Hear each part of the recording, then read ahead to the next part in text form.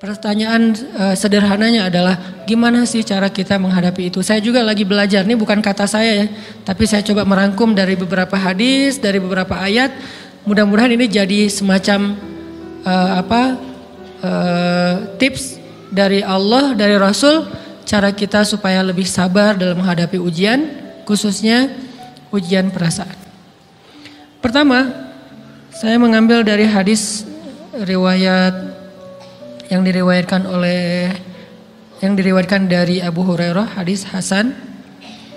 Nabi SAW mengatakan, "Ma yazalul bala'u bil mu'mini wal mu'minati fi nafsihi wa waladihi wa malihi hatta yalqallaha ta'ala wa ma alaihi khati'ah." Tidaklah seseorang selesai diuji, baik dia laki-laki orang yang beriman atau perempuan yang beriman, baik itu ujiannya terjadi pada dirinya atau melalui anaknya atau melalui hartanya, artinya ujian harta, ujian fisik, ujian perasaan, sampai dia bertemu dengan Allah dan dia tidak punya dosa. Apa maksud dari hadis ini? Ujian itu tidak akan berakhir kecuali kalau dosa kita sudah habis. Allah akan menguji kita terus untuk membersihkan diri kita dari dosa. Sehingga yang harus kita coba bangun awareness dalam diri kita kalau lagi diuji, Allah pengen membersihkan dosa saya nih.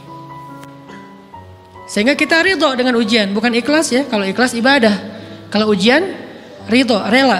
Saya ridho ya Allah walaupun ini berat. Saya ridho ya Allah walaupun saya berharap Engkau beri jalan keluar. Saya ridho ya Allah walaupun saya berharap ditolong oleh Allah. Tapi tetap ridho diberikan ujian itu. Sambil berdoa diberikan jalan keluar, ditolong, diberikan keajaiban. Cuman gak mau mengeluh. Dan berdoa meminta jalan keluar bukan mengeluh, itu ibadah. Berdoa itu ibadah dalam Islam. Sehingga Allah suka banget sama hamba yang berdoa. Allah suka dengan hamba yang curhat. Nabi itu kalau lagi curhat, doanya aja bisa berjam-jam cuma doa doang tuh. Kayak hadis Aisyah pas lagi cemburu malam-malam kan. Aisyah lagi tidur, ini jatah malamnya Aisyah. Tiba-tiba dia nyari-nyari raba-raba, Nabi gak ada, dicari di kamar mandi gak ada. Biasanya Nabi sholat di sebelah Aisyah. Wah curiga nih, jangan-jangan ke rumah si Fulan. Dicari ke rumahnya, ditelepon gak aktif, mungkin lagi dicas, datang ke rumahnya. Ketuk pintu. Hafsah, Nabi di rumah kamu enggak? Enggak Aisyah, beneran. Cari ke rumah Sofia. Sofia, Nabi di sini enggak? Enggak, beneran. Cari ke rumah Maria. Maria di sini enggak Nabi? Enggak. Kemana ya Nabi? Rumah istri-istri yang lain gak ada. Pas balik ke rumahnya, ngelewat masjid, ngelihat Nabi lagi sujud di Masjid Nabawi, di mihrab. Dan Aisyah mendengar Nabi menangis sambil berdoa. Dan sujudnya itu seperti membaca 1 juz Al-Quran. Dan itu isinya doa nangis. Robbi. Jadi kalau kita katakan gak usah banyak berdoa sama Allah, malu. Justru Allah suka kepada hamba yang berdoa. Justru sebaliknya, kalau kita jarang berdoa atau enggan berdoa, buat Allah itu orang sombong. Allah gak suka hamba kayak gitu. Kamu gak butuh saya, sama kayak kita lagi ada masalah, punya teman yang punya kelebihan harta, terus kita kayak bingung gitu nyari kesana kemari pinjaman, dia gak dikasih tahu. Pas dia tahu dari orang lain, dia ngomong apa? Kamu gak nganggap saya ya? Emangnya saya bukan teman kamu? Kok kamu punya masalah keuangan tapi saya gak dikasih tahu, malah saya tahunya dari orang lain? Tersinggung kan? Kalau teman kita aja tersinggung, apalagi Allah. Kamu punya masalah kok gak ngomong ke saya, wahai hambaku? Bukan berarti Allah gak tahu. Allah tahu, cuman Allah berhak, bukan ingin ya, berhak untuk dilibatkan. Allah berhak untuk dicurhatin. Allah berhak untuk dijadikan tempat kita untuk habis-habisan menangis dan melampiaskan masalah kita kepada Allah dalam bentuk curhat-curhat dan doa. Sehingga kalau kita berdoa, ya Rabbi, Allah langsung inni qarib, mendekat Allah kepada kita. Jadi teman-teman yang dirahmati Allah, kalau kita punya masalah, kita coba bangun awareness, oh Allah pengen membersihkan dosa-dosa saya nih. Terus kita berdoa, ya Allah bantu saya, ya Allah tolonglah saya, istighfar. Saya kadang-kadang ngerasa nih, kalau ada dosa, ada kesalahan, ada kekeliruan yang saya lakukan misalnya gitu, kalau saya nggak kuat istighfarnya, bentar lagi akan diuji sama Allah. Ujinya macam-macam, alhamdulillahnya ujiannya masih ketahan. Pasti diuji sama Allah. Kalau istighfarnya gak kuat, taubatnya tuh gak kuat, langsung diuji sama Allah. Dan saya langsung sadar, oh benar berarti yang tadi ini lagi dihapus sama Allah nih. Perkencang lagi, perkuat lagi istighfar. Kenapa? Karena kalau istighfar kita kuat, berarti kan dosa kita dihapus dengan istighfar ya. Otomatis ujian kita durasinya berkurang. Makin kuat istighfar, makin berkurang. Kalau istighfarnya udah mantap, udah selesai, Allah cabut tuh ujian kita. Diganti dengan kebaikan. Jadi teman-teman, kita coba sadari, oh kalau Allah menguji saya, emang saya banyak dosa. Sebelum kita mencari kambing hitam, nyalah-nyalahin orang lain, sebelum kita marah kepada orang lain, kadang wajar kita marah kepada orang lain gara-gara ucapannya, komennya, teks dari dia, wajar. Tapi sebelum itu, marah dulu kepada diri kita atas dosa dan kesalahan kita yang baru saja kita lakukan. Atau yang dulu kita lakuin dan belum benar-benar kita tinggalkan. Kalau kita ngerasa banyak dosa di masa lalu sebelum kita taubat, hijrah, berarti mungkin itulah alasan kenapa sekarang kita diuji setelah hijrah. Kenapa agak-agak harus jungkir balik setelah kita hijrah. Kenapa harus sedikit berdarah-darah setelah kita hijrah. Anggap aja itu untuk mengkifarat, membersihkan dosa-dosa kita yang telah lalu. Supaya apa? Supaya kalau kita pulang kepada Allah, kita pulang dalam keadaan bersih. Dan itu pasti akan menjadi orang yang paling beruntung. Daripada nanti diberesin di akhirat, mending diberesin di dunia kan. Soalnya kalau diberesin di akhirat itu lebih berat. Akhirat itu perlakuannya beda dengan di dunia. Di dunia kalau kita salah akan dibalas oleh Allah. Kalau kita belum taubat, dibalas oleh Allah sama. Tapi di akhirat ukurannya beda. Sehingga heran ya, kalau ada orang yang merasa beruntung lolos dari hukuman dunia, dia pikir dia udah lolos dari hukuman Allah. Mending dia beresin deh di dunia daripada nanti di akhir berlarut-larut. Itu bahaya banget. Kalau buat saya pribadi dan saya yakin teman-teman juga kayak gitu, gak mau ada masalah di akhirat, mending masalah di dunia aja. Tapi masalah di dunia juga kita gak mau berlarut-larut, pengen cepat dimudahin sama Allah. Caranya istighfar. Tidaklah Allah memberikan kepada kita ujian kecuali salah satu alasannya pengen menghapuskan dosa. Idza kathurat dzunubul 'abdi walam yakun lahu min amalin liyukaffiraha fabtalahu Allahu bil hazan liyukaffiraha.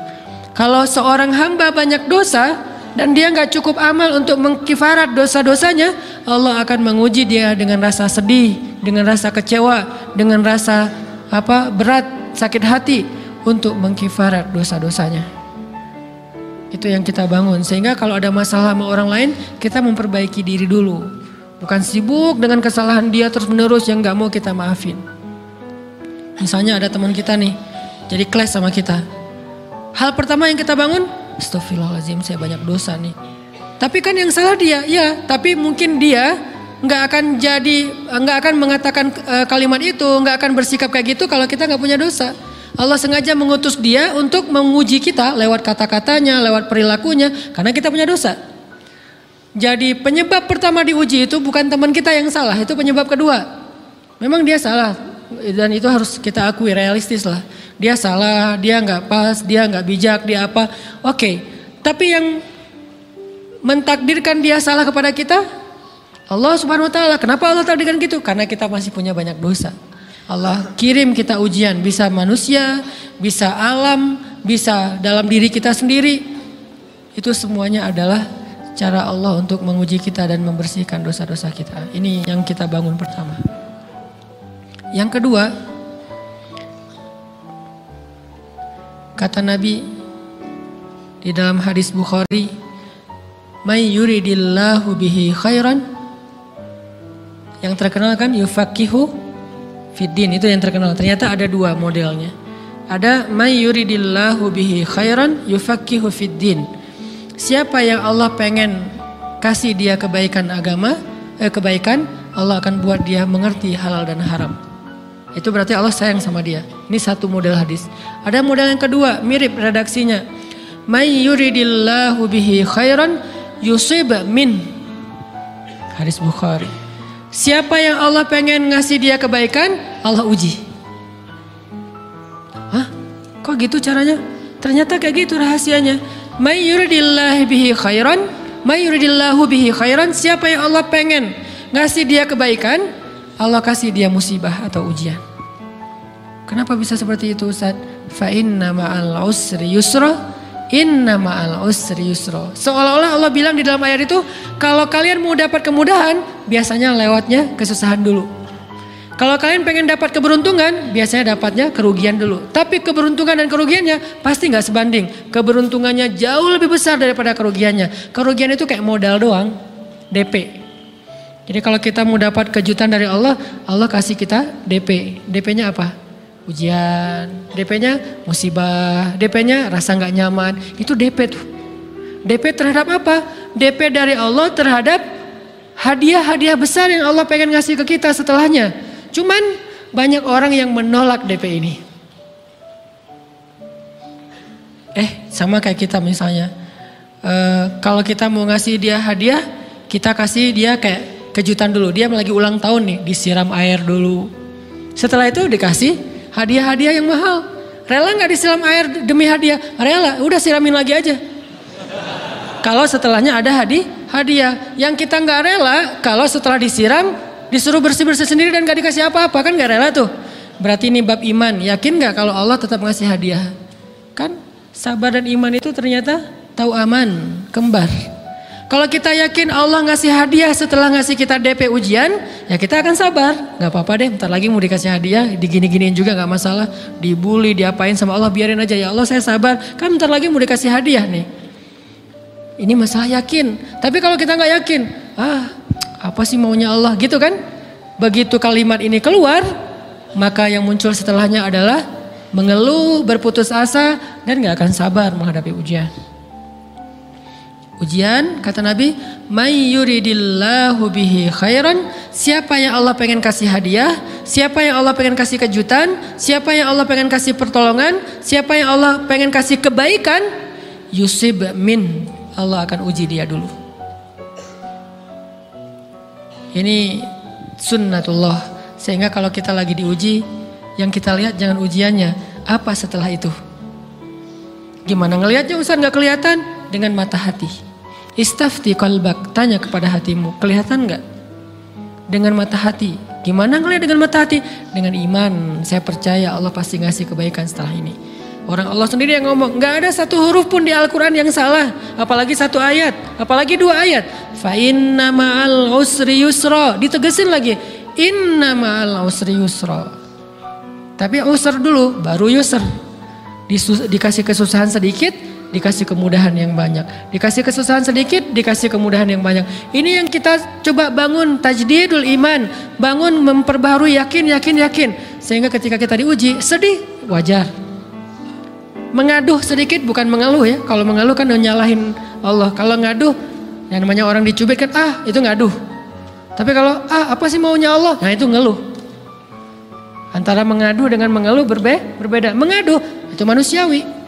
Sedih, itu manusiawi. Air mata bahkan bukan hanya manusiawi, itu rahmat dari Allah. Orang yang gak bisa menangis itu yang bahaya. Kalau kita masih bisa menangis, berarti kita masih peka hatinya. Bukankah anak kecil paling sering menangis? Berarti hatinya peka. Siapa lagi selain anak kecil yang paling sering menangis? Cewek. Cowok itu emang gak punya perasaan, makanya jarang nangis. Cewek dikit-dikit nangis, jangan bilang, cemen banget sih nangis, cengeng apa? Enggak, karena dia perasaannya lebih peka dari kita. Itulah kenapa Allah menitipkan bayi kepada perempuan. Kalau dititipin ke laki-laki hancur. Di balik kepekaan perempuan, di balik sensitifnya perempuan, di balik perasaannya yang luar biasa, di situ Allah Subhanahu wa taala menitipkan amanah, dia yang paling baik dalam merawat bayinya. Perempuan secara umum mungkin lebih banyak bicara daripada laki-laki ya. Walaupun ada orang yang perempuan pendiam banget, ada yang nggak ngomong sama sekali, misalnya diem-diem aja, ada. Tapi secara umum perempuan lebih banyak berucap daripada laki-laki. Emangnya ini kekurangan? Bukan. Ini kelebihan. Kalau dia berikan itu dalam hal yang tepat. Apa yang tepat? Mendidik anak. Justru karena perempuan banyak ngomong, lebih baik dalam mendidik anak daripada laki-laki. Laki-laki itu kurang mendidik, kurang mengedukasi kepada anak dengan usia tertentu karena dia jarang memahamkan. Salah hanya marah, salah hanya ditegur. Kalau ibunya jelasin, gini sebelum tidur ibunya yang ceritain banyak cerita. Saya sendiri ngalamin sering mana seorang ayah sama ibu interaksi sama anak dalam bentuk verbal. Sering ibu. Jadi menangis itu rahmat dari Allah. Gak apa-apa, nangis aja. Dan itu tidak disebut mengeluh. Kamu kok nangis sih? Kan orang Islam harus sabar. Emangnya nangis dengan sabar itu bertolak belakang? Sabar tetap sabar. Ya nangis jalan aja terus nangis. Nangis apa pakai nangisnya nggak cuma nangis doang. Emotikonnya juga nangis, berderai-derai gitu. Sampai air matanya menggenang gitu kan ya. Boleh lah. Ditambah lagi dengan visual menangisnya. Posting bahwa dia lagi tertusuk duri. Dengan postingan kaktus atau apalah. Dia pengen share ke semua orang bahwa saya sedang sedih. Sehingga nanti ketika ada orang yang menghibur dia dengan sedikit kata-kata yang sabar ya segala macam. Wah makin berderai-derai. Itu belum jadi. Kecuali dia keluarkan kata-kata mengeluh. Baru dia disebut orang yang banyak mengeluh. Berputus asa. Kalau mengaduh wajar. Walaupun ada nabi udah diuji berat gak mau mengaduh. Apalagi ngeluh. Zakaria. Digergaji mengadu aja enggak. Kenapa? Karena kata malaikat kalau kamu mengaduh sedikit aja, maka Allah Subhanahu wa taala akan menghancurkan kaum ini. Dia kasihan kepada kaumnya enggak mau mengaduh. Satu-satunya orang yang kita tidak boleh mengaduh hanya orang tua. Atau itu mengeluh kalau untuk orang tua. Kalau yang lain enggak disebut mengeluh. Kalau ke teman, malas enggak apa-apa. Jangan sering-sering tapi. Apaan sih? Ke teman boleh. Tapi ke orang tua, saja itu bukan lagi mengaduh, itu sudah mengeluh. Khusus untuk orang tua. Kalau diantara manusia. Kalau kepada Allah dan Rasul, pastinya lebih dari itu. Ketika kita diam saja, tidak langsung beranjak sami'na wa ata'na labbaika ya rabbi wa sa'daik, enggak memenuhi panggilan Allah, itu sudah disebut bagian dari kufur ingkar. Tapi minimal kita mungkin masih mengaduh, kita masih menangis, kita masih lelah, kita masih merasa lemah. Setidaknya kita tidak mengeluh. Kenapa? Kita percaya Allah kalau mau ngasih hadiah kepada hambanya, DP-nya itu ujian. Dan yakinlah hadiahnya minimal 10 kali lipat lebih baik daripada ujian itu. Minimal, karena gak ada amal soleh yang dibalas di bawah 10 kali lipat tuh gak ada. Amal soleh, amal ya bukan niat. Amal yang udah kita kerjakan minimal dibalas 10 kali lipat. Minimal, maksimalnya bighairi hisab, tanpa batas. Bighairi hisab, tanpa batas. Ada yang 700 kali lipat kayak sedekah. Tapi tetap aja ayat sedekah di akhirnya ujung-ujungnya apa? Bighairi hisab juga kan? Berarti sedekah itu minimal dibalas 700 kali lipat. Minimal. Kalau kita yakin. Selalu syaratnya kalau kita yakin. Dan saya ngebuktiin itu banget. Saya pernah ngalamin lagi jalan-jalan di sebuah kota yang ada becak kayuhnya, becak sepeda gitu ya. Jalan terus saya bilang, Pak berapa ongkosnya? 20.000. Udah naik aja 20.000. Karena kita keliling-keliling kota, ternyata saya jadi kasihan sama dia 20.000. Kasihan kan 20.000 dibayar keliling kota, walaupun pas mampir beberapa tempat mungkin dia dapat tips ya. Tapi saya nggak tega gitu, dia cerita tentang anaknya lagi sekolah, apa segala macam, makin bikin baper kan. Pas selesai, saya kasih dia 100.000. Dari 20.000 dikasih 100.000 karena kasihan. Dan saya yakin, nggak mungkin sedekah itu sia-sia. Kan Nabi bersumpah kan, demi zat yang jiwaku di dalam genggamannya, tidak berkurang harta karena sedekah. Demi Allah, kata Nabi. Nggak berkurang harta karena sedekah. Berkurang harta karena belanja? Ya. Berkurang harta karena pacaran? Banget. Modal banget kan? Apalagi buat cowok. Tapi berkurang harta karena sedekah? Gak mungkin kata Nabi. Demi Allah gak berkurang harta karena sedekah. Berkurang harta karena istri? Enggak. Karena memberi kepada istri itu pahalanya lebih gede daripada sedekah. Makanya ngemodalin pacaran setelah nikah itu tumbuh berkah. Modal pacaran sebelum nikah itu apes. Jadi kalau pengen modal nih, ngemodalin cewek, traktir, ngapa-ngapain, bayarin, jangan sebelum nikah. Sebelum nikah jadi orang pelit aja, nggak apa-apa. Tapi setelah nikah, jor-joran ngasih, apalagi yang, bayarin semuanya. Kenapa? Pahalanya lebih gede daripada sedekah. Bahkan lebih gede daripada infak fi sabilillah. Seorang suami memberi nafkah istri, itu pahalanya terkadang lebih besar daripada kita berinfak untuk fi sabilillah, untuk korban perang. Saya heran kalau ada orang sedekahnya rajin tapi ke istrinya kikir, aneh, berarti dia nggak ngerti konsep. Padahal memberi kepada istri itu selama itu kebutuhan pokok ya, dan sedikit entertain, nggak apa-apa asal nggak berlebihan, itu luar biasa. Makanya saya kalau jalan sama istri yang yang mana? Itu yang Onit suka. Oh ya, Onit suka. Kasih aja. Kenapa? Minta ini. Kasih. Selama ada kan kenapa nggak dikasih kan ya? Nanti Allah ganti. Makin rajin kita ngebayarin istri kita, ngebelanjain istri kita, makin Allah ngasih yang kita nggak pernah duga-duga. Sampai istri kita cemburu sama kita. Kok kamu duitnya banyak banget sih? Kan gara-gara aku sering ngasih ke kamu. Ya udah sini lain lagi. Mau ditransfer berapa gitu kan ya? Saya ngasih 100.000 ke si bapak. Dan saya yakin teman-teman sedekahnya pasti lebih dari itu karena 100.000 saya sebut. Kalau 1 juta ke atas saya nggak mau nyebut, malu dong, ria ya.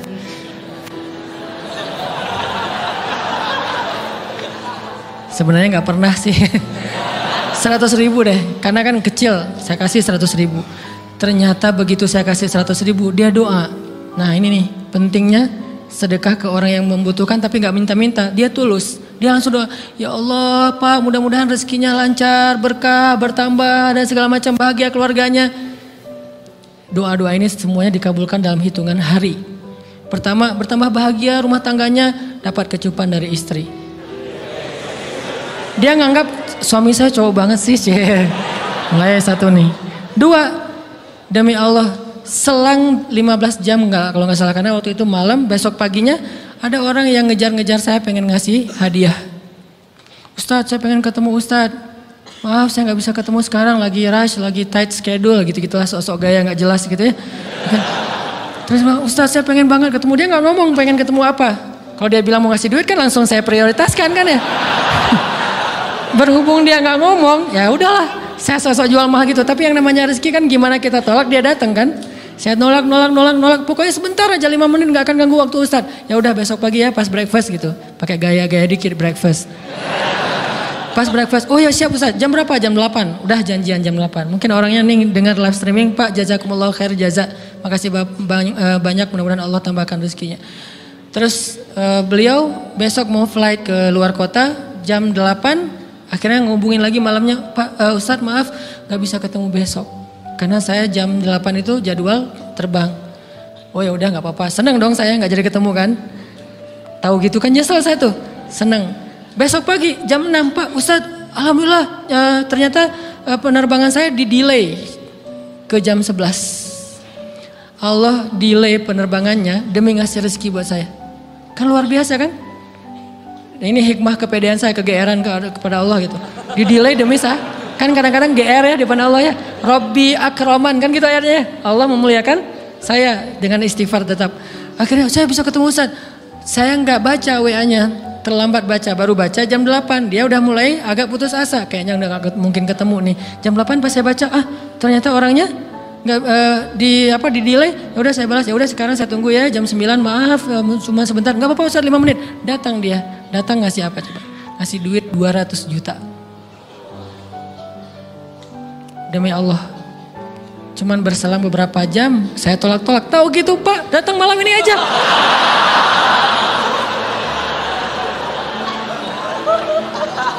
Harusnya malam itu juga saya cari orangnya. Kalau perlu saya yang nyamperin Bapak, Sherlock, saya kejar. Manusia gitu banget ya. Tapi Masya Allah di situ saya jadi tahu, oh doa orang itu lebih akurat, lebih mantap, lebih diijabah daripada doa saya. Mungkin bukan karena sedekah, tapi karena doa setelah sedekah, ya Allah dan segala macam dimudahkan sama Allah. Itu luar biasa loh. Saya nggak percaya, saya pikir main-main, orang nih iseng kayaknya pengen ketemu doang, pengen selfie. Ternyata pas saya cek, ditransfer, di capture, Ustadz udah ditransfer. Saya, jangan-jangan nih jebakan Batman gitu ya. Nyari-nyari sana segala macam. Alhamdulillah ternyata emang niat baiknya pengen, alhamdulillah saya terkesan, saya dapat hidayah lewat Ustaz segala macam. Sekarang saya pengen membalas jasa Ustaz walaupun kecil 200 juta. Untung saya nggak kaget dan kemudian pingsan. Pak 200 juta stroke kan ya, bahaya. Lebih mahal dari 200 juta. Ini keajaiban ya teman-teman. Jadi kita tuh, saya kan sering bilang keajaiban itu terjadi tergantung tingkat iman. Bukan saya udah soleh banget, enggak. Saya belajar terus untuk yakin deh sama Allah. Modal kita tuh kan gini sebetulnya kan. Duit kita tuh banyak loh teman-teman. Cuman gak disimpan di bank, gak disimpan di saku. Disimpannya di sisi Allah. Bedanya apa sih? Kenapa kita kalau disimpan di bank tenang? Saya lagi punya duit banyak dari 100 juta. Di mana? Di bank. Aman. Kenapa kalau disimpan di saku aman, tenang? Kenapa kalau disimpan Allah nggak tenang?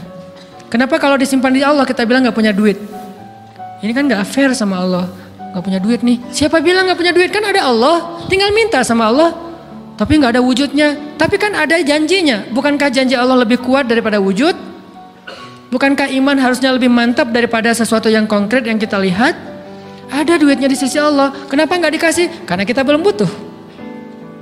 Kalau kita yakin duit kita itu ada di Allah, tapi dikasihnya pas kita butuh. Begitu butuh ya Allah, langsung dikasih sama Allah. Itu banget benar-benar terjadi dalam kehidupan kita. Pasti kayak gitu. Tingkat tergantung kita yakin apa enggak. Nih kalau Allah bilang, "May yuridillahu bihi khairan", Allah kalau pengen ngasih hadiah kepada seorang hamba, Allah kalau pengen ngasih kejutan kepada seorang hamba, yusib. Allah kasih dia ujian sedikit aja. وَلَنَبْلُوَنَّكُمْ بِشَيْءٍ sedikit bisyai'im minal khawf wal ju' wa naqsim minal amwal wal anfus wath thamarat wa basyiris sabirin. Kami uji sedikit aja dengan rasa lapar, dengan rasa takut, dengan sedikit kekurangan ini dan itu, sedikit. Tapi wabasyiris sabirin, sampaikan kejutan kepada orang yang bersabar. Sampaikan kejutan kepada orang bersabar. Jadi bisa dibilang kejutan-kejutan hidup kita itu munculnya dengan iman dan sabar. Dengan iman dan sabar. Iman artinya yakin, husnuzon sama Allah. Ana inda dhanni abdi bi. Aku tergantung prasangka hambaku kepadaku.